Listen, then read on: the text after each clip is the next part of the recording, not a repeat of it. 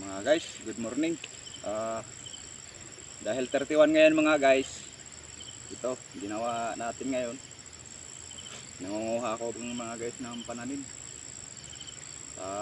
Kasi bukas magtatanim tayo ng kamuting bagyo. So mga guys, nanguha ako ng binhi. So nga mga guys, tambak ko mga guys. Kasi mga guys, magtatanim na tayo bukas 31.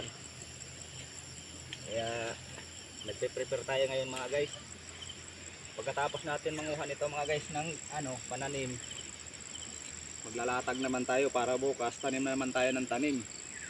Kung mapapansin nyo yun guys, ayun yung doon ko ito itatanim mga guys, itong binhi na to. Kaya piniprepare ko lang yan ngayon guys. Tapos ako doon naman ako mamaya, maglalatag naman ako mamaya mga guys. May tuspok na yun. Para bukas, tanim na lang tayo ng tanim mga guys.